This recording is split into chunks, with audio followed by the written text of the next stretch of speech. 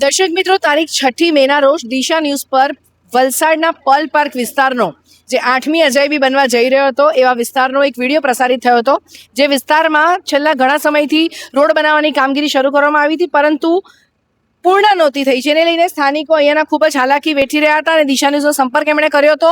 6 મે video પ્રસારિત કર્યા બાદ આજરોજ 15મી મે એટલે કે 9 થી 10 દિવસ વીતી ગયા અને આજરોજ આ કામગીરી શરૂ થઈ છે. જે કોન્ટ્રાક્ટર છે જેમની પાસે આ કામ હતું એમણે પણ કીધું કે વહેલી તકે જ આ કામ શરૂ થઈ જશે. ત્યારે આ વિસ્તારના સ્થાનિકો સાથે વાત કરીશું. જે આપનું નામ? હું ડિમ્પલ કનોજિયા.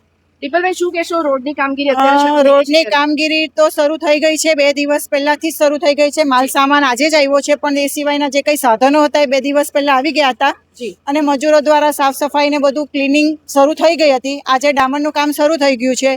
તો સૌથી પહેલા હું દિશા ન્યૂઝમાંથી દિશા મેડમનો ધન્યવાદ માનું છું કે આ ન્યૂઝ થકી જે અમને મળી છે સગવડતા અને અમારા સોસાયટીના રોડો જે બનવાની શરૂઆત થઈ છે એ બદલ હું એમનો ખૂબ ખૂબ આભાર માનું છું. અને નગરપાલિકામાંથી પણ અમે જે રજૂઆત કરી અને અમારા સોસાયટીનું જે કામ ઉપાડ્યું છે એ બદલ હું નગરપાલિકાના દરેક સભ્યો, અમારા વોર્ડના સભ્યોનો આભાર માનું છું. પરંતુ કેટલીક સમસ્યાઓ હજી પણ અમારા માટે તૈયાર છે એવી લાગે છે કે ઘણીવાર ચોમાસામાં આ બધા પ્રોબ્લેમો રાઈઝ થઈ શકે છે.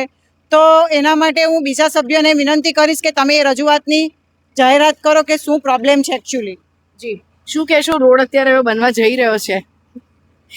સૌથી પહેલાં તો આપનો ધન્યવાદ કે જનતાનો અવાજ નગરપાલિકા સુધી અને કોન્ટ્રાક્ટર સુધી પહોંચાડવા બદલ તમારો ખૂબ ખૂબ આભાર. રસ્તા બનવાની શરૂઆત થઈ ગઈ છે, પણ જ્યાં સુધી જે સિટીના રસ્તા અત્યાર સુધી બન્યા છે અને ત્યાં જે અમે જોયું છે કે રસ્તાને ટાંચા મારે અથવા અમુક જગ્યાએ જ્યાં લેવલિંગ ન હોય ત્યાં રસ્તા ખોદીને બનાવે, એવું કંઈ ફિલહાલ દેખાઈ રહ્યું નથી. તો ખાલી ફક્ત ડામરવાળું કપચી પાથરીને રસ્તો બનાવવાથી કદાચ વરસાદ પહેલાં કે બીજા જ વરસાદે આ ધોવાઈ જવાની શક્યતાઓ ઘણી છે. તો ફક્ત તમારા માધ્યમથી એક રિક્વેસ્ટ કે જે કરો છો તે થોડું વ્યવસ્થિત ટાંચા મારીને અથવા રસ્તા ખોદીને તમે કરો તો વધારે સારું પડે. અને અમુક જગ્યાએ લેવલિંગ નથી તો એ લેવલિંગને ધ્યાન પર રાખે. જી, શું નામ છે આપનું? મારું નામ કૃષ્ણા. કૃષ્ણ, શું કહેશો? હવે રોડ અત્યારે બનવા જઈ રહ્યો છે, પણ જેમ બેને કીધું કે થોડું લેવલિંગ ને એ બધું કરવું જોઈએ, શું કેવું છે આપનું? એમાં એવું છે, હવે થોડુંક લેવલિંગ થઈ જશે ને તો વ્યવસ્થિત રોડ થઈ જાય તો પાછી આગળ જતા કંઈ કન્ફ્યુઝન પણ ન રહે. અને જે આ કચરો બધો લગાવી દીધો છે ને, ઊંચો લગાવ્યો છે, આ બધી સફાઈ જે કરવી પણ એ લોકોએ નથી કરેલી, એમને ઉડાડી દીધું છે આ બાજુથી કચરો અહીંયા નીચે. રોડ બનાવવા પહેલા જે સફાઈ કરી હતી ને એ બધો ઊંચો લગાવી દીધો છે. અહીંયા સફાઈની ના પાડે છે લોકો. પછી જી, શું કીધું તમને સુપરવાઇઝરે? સફાઈનું કીધું? અમને એમ કીધું નહીં, આ તો તમારે લોકોએ જ કરવાનું રહેશે, આ અમારા તરફથી નહીં કચરો લેવાશે એ કે ખાલી લોકો રોડ બનાવે. હા, ખાલી રોડ બનાવીને જતા રહેશે એ જ. જી, શું કહેશો? રોડ તો બનાવતા છે, પણ મારા હિસાબે જો ટેમ્પરરી બનાવવાનો હોય તો મહેરબાની કરીને નહીં બનાવતા, કેમ કે વરસાદ થશે ને એક વરસાદમાં ધોવાઈ જાય.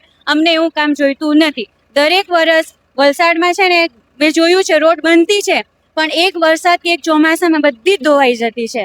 તો આવું કામ ખાલી જનતાને બતાડવા માટે કે અમે કામ કરી રહ્યા છીએ તો મહેરબાની કરીને નહીં કરતા.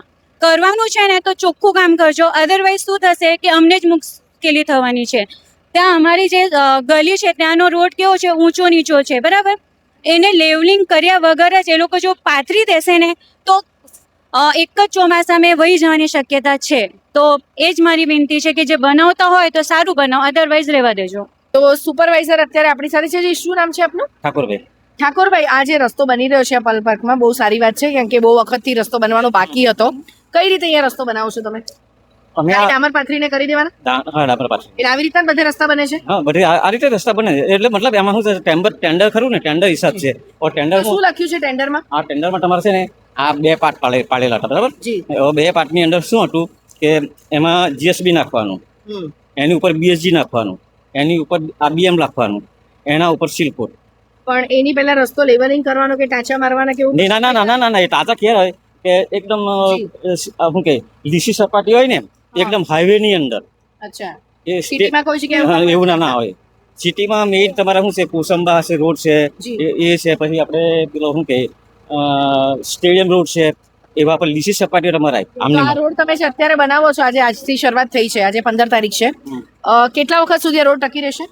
ચલો મેડમ હું તો તમને કે 5 વર્ષ સુધી જો 5 વર્ષ સુધી રહેશે. હા 90% મને મારી જવાબદારી. ઠાકોરભાઈ છે આપનું નામ ઠાકોરભાઈ. અને કંપનીનું નામ શું છે? જેમ શાહ. JM Shah company. દર્શક મિત્રો, સ્થાનિકોએ જે વાત કરી અને ડિમ્પલબેન અને તમે બધા તે સુપરવાઇઝરે આપણી સાથે વાત કરી. ઠાકોરભાઈ નામ છે એમનું અને જેએમ શાહ કંપનીના છે. એમણે કીધું 5 વર્ષ આ રોડ ટકશે, કંઈ પણ થશે નહીં આમાં, અને જો કંઈ પણ થાય જી જો તૂટે ને તો બી હું કાનો છું વાગંતરા મારી મિસિસ બી એ તૂટશે ખરો? ના તૂટે 5 વર્ષ સુધી. પછી જો મેઇન તો ના તૂટે, હું તમને ચોખ્ખું કહી દેમ ને તૂટે તો મારા ફોન નંબર લઈ લેજો. મારી મિસિસ બી તાલુકા પંચાયતની સભ્ય છે, આપણે વાગલધરા ગોરગામ. બરાબર. ઠાકોરભાઈએ કીધું છે કે રોડ તૂટશે નહીં, પણ જો તૂટે તો એમનો સંપર્ક કરવો. હવે આ પરિસ્થિતિ છે ત્યારે દર્શક મિત્રો, તો પલ પાર્કની જે હાલ તો જે સમસ્યા હતી કે ડિમ્પલબેન ત્યારે આપણે કીધું કે 8મી અજાયબી બનવા જઈ રહી છે આ વિસ્તાર, પણ દિશા ન્યૂઝની ઇમ્પેક્ટ પડી, થોડીક મોડી પડી, 5-7 દિવસ મોડી પડી, પણ રોડ અત્યારે કહેવાય કે જે રહેવાસીઓની જે મુશ્કેલી હતી એનાથી પડી જતા હતા વાહન ચાલકો, નાના બાળકોને સાયકલ ચલાવવામાં તકલીફ હતી. હવે રોડ અત્યારે બની રહ્યો છે અને ઠાકોરભાઈએ કીધું છે કે 5 વર્ષ રોડ ટકી જશે. ત્યારે દર્શક મિત્રો, આ રોડ કેટલો ટકે છે, 5 વર્ષ ટકે તો ખૂબ જ સારી વાત કહેવાય. ફરી મળીશું, જોતા રહો દિશા ન્યૂઝ.